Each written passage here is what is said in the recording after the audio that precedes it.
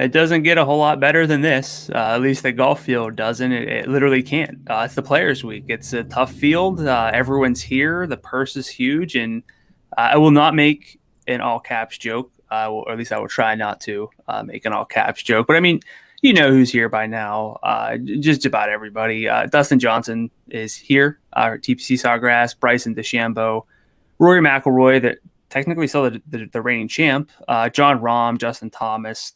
They're all here. It's the players. So that's awesome. But it gives us a lot to break down and a lot to nitpick through. And that does make things. I mean, it's a fun tournament to watch. It's a little less fun to try to navigate and break down just because of how many options we have. But with that being said, just sit back, welcome on in to the FanDuel PGA Q&A for this week's PGA Tour event. I'm your host, Brandon Gdula. I'm the managing editor over at numberFire.com. I'll be talking about the field, the betting odds on FanDuel Sportsbook, the daily fantasy slate on FanDuel, my win simulation model, and really whatever else you want, because this is a Q&A format. So just hit up the comments section on YouTube, Facebook, Periscope, or Twitch if you have questions for this week's event. We do have a cut this week, and the field is, when I last checked, 153 golfers, so pretty much a full field and a cut, which means cut odds are naturally lower by default. And then you throw in what TPC Sawgrass is, and there's water in play on 17 of the 18 holes, 88 bunkers. Lots can go wrong for golfers. So that ups the volatility for the week. But I'll just start here by looking at the top of the field with Dustin Johnson being the favorite to win the Players' Championship for 2021. He is 12-1 to win on FanDuel Sportsbook. Bryson DeChambeau 17-1, same as John Rahm. Rory McIlroy 18-1. Justin Thomas 19. Patrick Cantlay 21. Colin Morikawa 22. Webb Simpson, former winner, 22 as well. And then Xander Schauffele is 24, which is a longer number than we have been seeing on Xander for quite some time.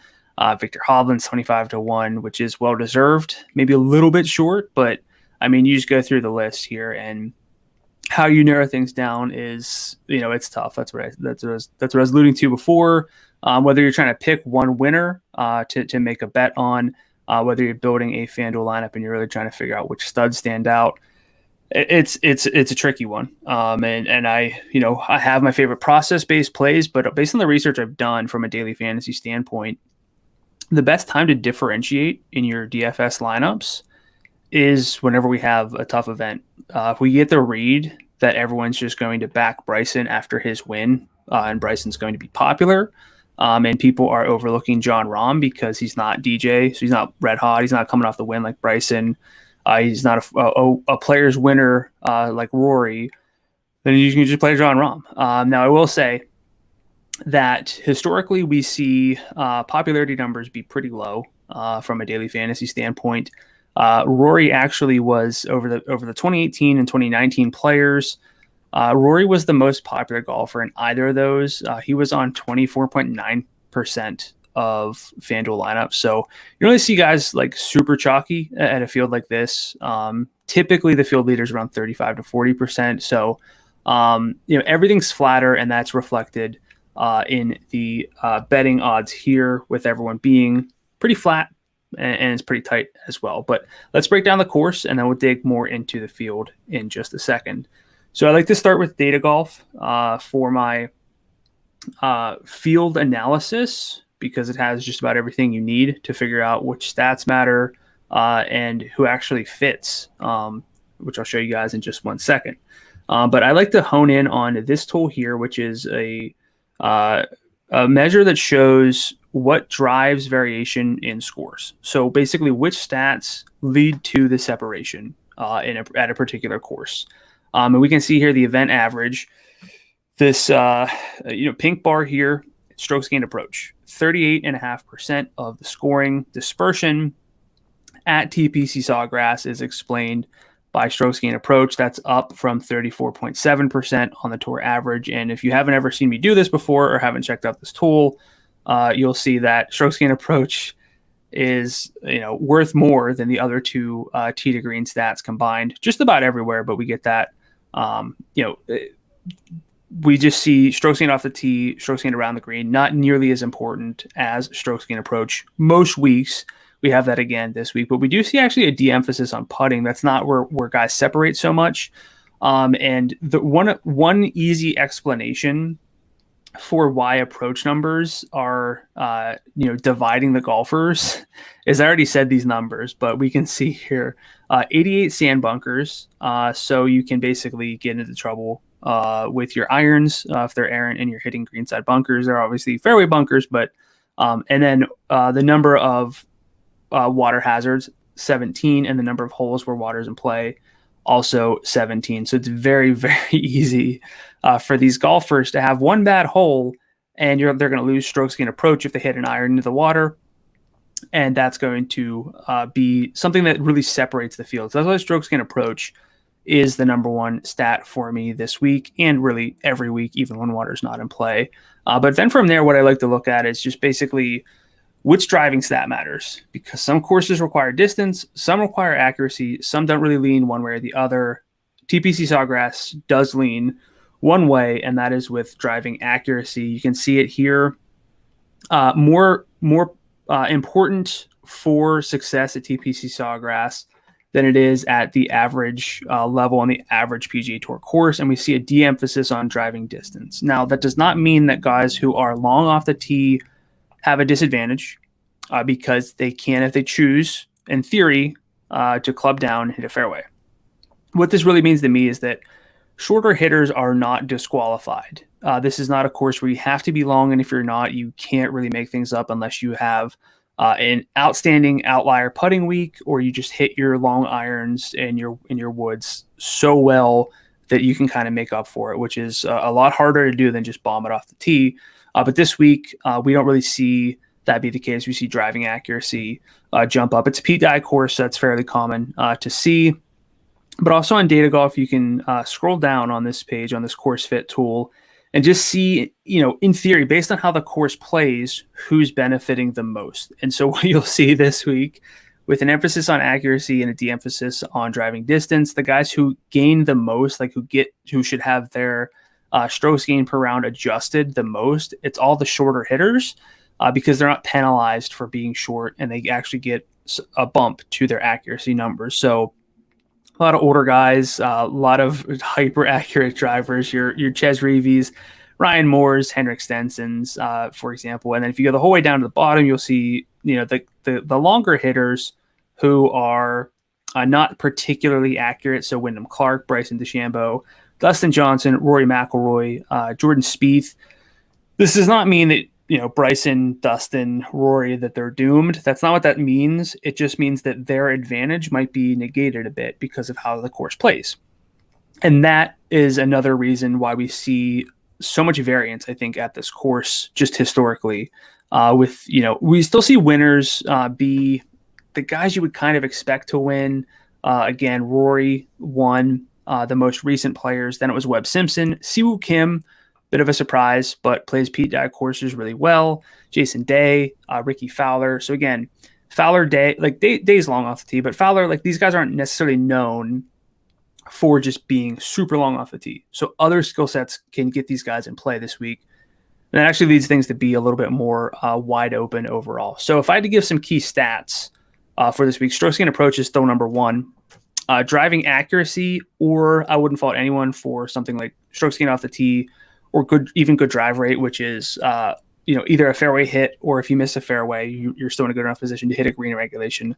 That's considered a good drive. So it's a traditional stat, but I do think that has some merit this week. So again, strokes gained approach, leaning more toward accuracy for my driving stat. Strokes gained around the green is a little bit important. We see the top 5 typically fare well around the green, and then birdie or better rate, because there's not supposed to be wind. And so when there's not wind, this course can't get scoreable. So I'm looking for birdie makers to help separate rather than guys who just simply avoid bogeys. So now I'm going to swap over to my spreadsheet and just kind of run through some things.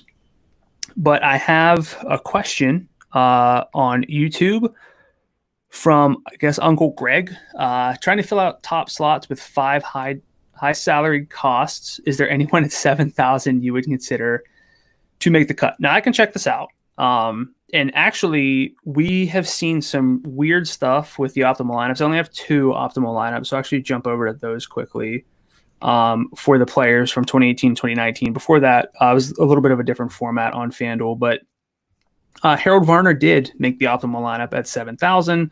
And we see a lot of guys in the 8,000 range actually make the optimal. Now, does that mean that you should, this lineup in 2018 was 52,200. Does that mean that you should, save salary? It was 57,000 in 2019. That doesn't mean waste a lot of salary. It does imply that there's a lot of volatility and that some of these lower salary golfers can benefit if the top of the top doesn't completely, if they don't completely erupt. Now, I haven't looked at the 7,000 range because I typically don't need to. But if we're looking at exactly 7,000, let's see here. Tyler Duncan. I would say, Denny McCarthy. So if you're going to bet on anyone down here to kind of make a run for it, I would be fine with Denny McCarthy just because he putts so well. That's not what we're looking for. We're actually looking for ball striking, and we can see that he doesn't particularly rate out well there, but he is accurate. He's above the field median. He's the 63rd percentile over the past 100 rounds in driving accuracy as measured by fairways gained. The irons will always keep me off of Denny McCarthy, but the putting is what gets Denny McCarthy, especially on Bermuda, although these are overseeded, so it's not 100% Bermuda, but he is an amazing Bermuda putter, 99th percentile there over the past 100 rounds. So if I really had to, I would say possibly Denny McCarthy at 7,000. That's probably where I would lean. That would probably be the name I would stick with first and foremost. But again, I'm not down there too often just because the win equity is typically pretty low. Could you rank Kim, Kisner, and Griffin since they're all close in salary? That's questions from Aaron on YouTube. Yeah, so I put this together when I started the show, but I didn't get a whole lot of like head-to-head questions. So I'm gonna go through. Was it Siwoo Kim, Kevin Kisner, and Lonto? And then we'll get a side-by-side comparison here for the key stats I'm looking at. Just make that consistent. So yeah, all similar salaries, all exact same salaries, with similar win odds as posted by FanDuel Sportsbook. My win sims prefer Kevin Kisner, although it's very, very close. The cut odds, again, favor Kevin Kisner throughout based on how I do simulations. But what you can actually see is that these 3 golfers are pretty good in terms of strokes gained total, which for me is field adjusted and weighted for recency. So older rounds don't get as much weight. More recent rounds get more weight. They're all pretty good. And what you can see in a loaded field, a deep field, is that you'll get some better golfers available at a more decent salary. But the tee to green game definitely goes to Siwoo Kim, 82nd percentile there, and then but it's the putting that really Kisner and Lonto get. But I would say if I had to pick one. And I can rank them for you. I would go Siwoo Kim. He's coming off a withdrawal. He shot an 80 in the opening round last week. But he finished his round, shot an 80, and then he had the players coming up. So haven't gotten any news that he is hurt. So I would imagine that he is probably good to go. And of course, if we find out information that he's not, that would be you would want to divest from Siwoo Kim, but I would go Kim, Lonto, and Kisner. The reason for that is that Kisner has probably the higher floor, but as far as ceiling goes, and I'm going to disagree with my simulations for whatever that's worth, I would go with Kisner sort of more as the floor play and Kim as the true ceiling play, with Lonto sliding in more as somewhat of an in between there. Another question. Oh, it's just Cal, my producer, throwing me off here. Yeah, I could zoom in. So again, this I think is a really cool tool that just helps me kind of with my head to heads. But you can see specifically that like these guys all have red flags and they all have some strengths. So for me, the strengths that we should really focus on are more specifically the tee to green numbers because that's going to capture it's going to capture strokes gained off the tee and strokes gained approach. So that's why I'm going with Kim, especially at a course where he's actually won and he has some good splits overall in recent events. So I'm going to go back over to just the top down and look specifically at the top of the field because, I mean, it's very hard to nitpick through these guys. You see almost no red flags from anybody. And for me, a red flag is if you rank in the 25th percentile or worse in a particular stat. But pretty flat win expectations across the board for everyone, really. DJ rates out as the favorite for me, similar to the win odds, but at 5.9%, it's not as strong as 12 implies. So I don't really see a whole lot of value in betting Dustin Johnson overall. But like you're just nitpicking. Like just being completely honest, you have to nitpick through these guys. And for me, the name that I keep settling on, if I want accuracy, I want irons, I want always to a degree putting, and frankly, just being very good and capable of closing out a tournament, it's going to be Jon Rahm. If we look at Rahm specifically here, he stands out to me among the top guys in terms of driving accuracy among golfers who are actually long off the tee. So like we see Morikawa and Webb pop in accuracy, but they're not actually like long off the tee. They're not really prohibitively short. But I do like Morikawa and Webb. They're my probably second and third favorite. Webb being probably my favorite salary-based DFS play, but I'm looking at those two because distance doesn't matter so much and their irons are very good. But out of the who we would think of as studs, I'm really leaning toward Jon Rahm. At 17-1, I think that's a fair number. I think we're kind of seeing people get some Jon Rahm fatigue and looking again at like, Bryson coming off the win, Rory having won here most recently, and then Dustin Johnson being a huge favorite, or at least a heavy favorite. So I think Rahm could go overlooked. But that's where I would lean from like a process standpoint. But again, I don't think that we'll see significant popularity for any specific golfers. So you don't have to be too cute and play anyone who you think is completely under the radar. Maybe like I'm just going to throw out this name because he's always kind of, less popular than he probably deserves to be. But Patrick Reed always seems to be just kind of the forgotten man. I don't think you have to play anyone based on just who's not getting talked about at all. But I think that if you find out that, or if you have an inclination that everyone's talking about Rory, it's all Rory. I mean, it's early in the week. It's Tuesday morning, so it's hard to tell where that's going to be. But you have so many different ways to go. And that's what fields like this, that's how you have to play them. That's based on the research I've done, but also because you have just so many different options. I like Victor Hovland a lot as well, both, as an outright at 25-1, but also from a FanDuel salary at 10.9. I think that's a very fair number. If you look at his off the tee and approach numbers, 97th percentile when adjusted for field and recency. Hard to get better than that. The short game lags for sure, but he's not bad. He's definitely, he's above field average in each of those. And he's, again, like a balanced driver. And that is where I think he can get an advantage at a course like this, because he can benefit from being accurate, but he can also, whenever the opportunity is there, to be long enough off the tee.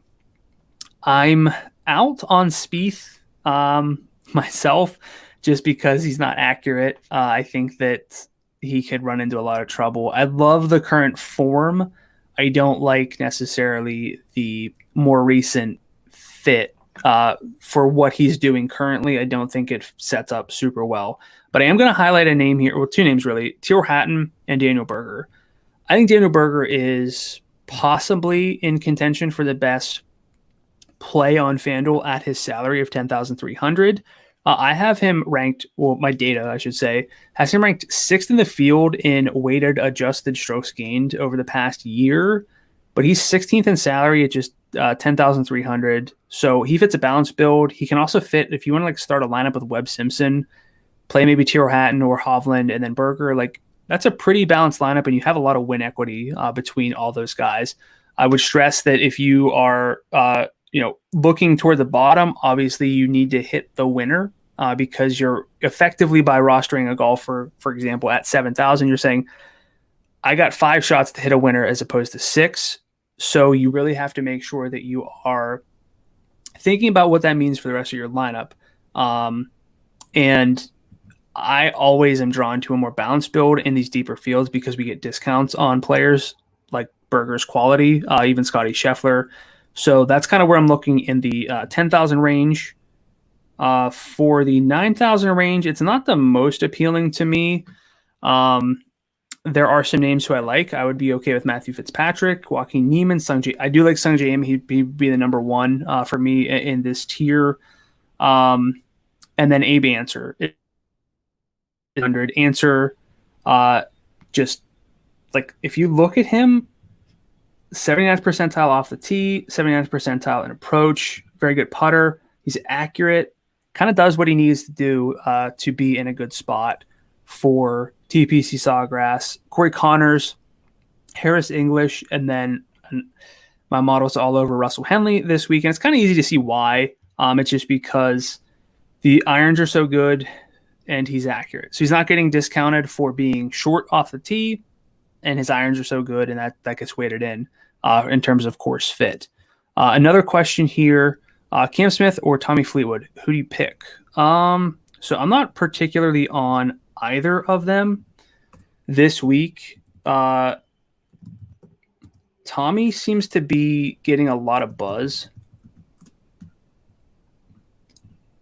for like the expectation, and then Cam Smith, this is it for me with Smith, the fairways and the good drives. Doesn't really feel like a Cam Smith event. And we've actually seen that in his past data, his past finishes. The player's not particularly strong there. But for Fleetwood, more field average, more field median in terms of driving accuracy. And then, that's kind of like, so my data is only PGA Tour, which is one drawback. But I actually run 2 different models. One is it would factor in his European Tour information, but Cam Smith actually rates out a little better. So I would hesitantly say Cam Smith, but I wouldn't really fault you if you have a strong lean towards Tommy Fleetwood, just because of what he can do, and we've seen him succeed in tougher fields, and I actually believe at the Masters, the Players. But for me, I'm not specifically focused on from YouTube, Xander. Okay, so I don't know if you know this, but Xander's by far my favorite golfer.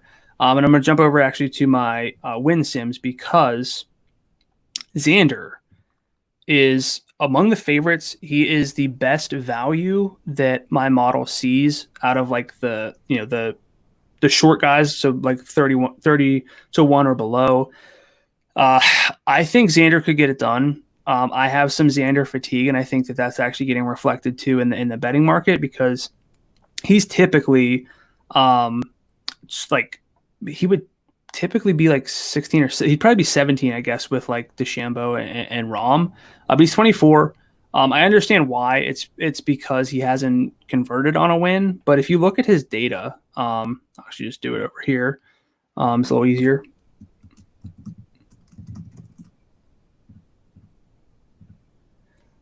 Like it's all green. It's aside from fairways gained, which yes, it's a key stat, but he's close to field median, so it's not something that is particularly worrisome. But 99th percentile adjusted strokes gained total, 96th percentile tee to green. I mean, I don't have to read all this. Like he does what he needs to do. to succeed at a course like this and in a tough field. So Xander is someone I have an eye on. I can't recommend him quite as much as someone like Colin Morikawa at a similar salary, simply because Morikawa fits more from like a hyper accurate, like, the irons are so good for Xander. It's hard to compare, but Morikawa's irons are kind of in a tier of their own. But I'm totally cool with Xander, and I don't hear a lot of people talking about him, so I'm definitely cool with that. Another question on YouTube from Chris. What does it mean when someone says they bet someone each way? So an each way is basically two separate bets where and it depends on where you place the bet, what the actual numbers are. But for example, you bet to win with a top six each way. It's actually two separate bets. One is to win, and then one is like a percentage of the win odds that if that golfer finishes top six, you win your top six bet. So it's a kind of a specialized bet, but typically those are more valuable if you bet someone who is longer. So maybe like a 75 plus. That's typically what I like to look at, just because their win odds are a little bit obviously longer, but then you don't expect them to win as frequently. So if you bet someone like at 12-1 on like Dustin Johnson, probably just benefit from betting both of those split bets on DJ outright. Thoughts on the Putnam noise going on? Let's check out. I do believe I looked at him because I was hearing some similar stuff. Yeah, lots of red flags for me. And what Putnam does well, or best, I should say, is the short game. Not a whole lot of birdies for him. I don't know. I don't see, because I looked into him because I heard similar things. I'm not quite there myself with Putnam. I think there are better numbers or better plays in that 8,400 range. Even though it's not a great week for a lot of value, but if I can include Russell Henley at 9,000, I would. But if not, Lonto, Siwoo Kim, Cam Tringali, Ian Poulter has really good form here. But then Taylor Gooch would be probably the closest name that I would like over Andrew Putnam, because Gooch is so much more balanced. And I can throw him in the finder real quick. But so yeah, like just way better across the board for me, pretty much from the stats that I value most, above field average. And Taylor Gooch is like always in play for me because he's so balanced. So like, but again, this is kind of week where if you have a read on someone specific, it's so volatile overall that you can make the case for it. But for me, if there's going to be volatility, I at least want to bank on better ball striking so that they don't get into issues with the irons. And that's kind of what Putnam's profile suggests is more likely than someone like Taylor Gooch. So that's kind of where I'm leaning. I'll just finish up going back to my Winston model real quick, looking at, again, Xander, I think, is the best value among the studs, but I'm drawn to Jon Rahm at 17-1, Colin Morikawa as well. I would say two of those three will be guys I bet, and then Daniel Berger, 44-1. That's a really good number, I think, for Daniel Berger, who doesn't really have any weaknesses in his game. The main weakness that you could even say is his around the green game, which is a little bit of a key stat, but not so much that it would affect things. And then if anyone's been looking closely, they'll see Russell Henley pop as, and it's usually Henley and Berger and Harris English, because their data is a little bit better than how they're typically valued. But I wouldn't okay. So you're talking each ways, like that's more of an example for Russell Henley, something like that, where you could get some value if he finishes top five or whatever the number may be. But I think Russell Henley is like the best low salaried play at 9,000 on FanDuel. But there is some value. It's typically lower down. It's a very tight list, and that's kind of what we get in fields like this. One last question from YouTube from Justin: DJ Morikawa or Bryson in a one and done? Can't go wrong, really. But for me, I'm in on Morikawa this week. I think DJ and Bryson fit maybe better at other courses. So for me, out of those three, it's going to be Morikawa. But that's all the time that I have for today. You can find all of my content up on numberFire.com. You can tweet at me on Twitter at Gdula13, GDULA13. But that's all I have for this week. I think we covered a lot. I think that we kind of have a good feel for what to expect this week at TPC Sawgrass. So best of luck this week, and let's hit a winner.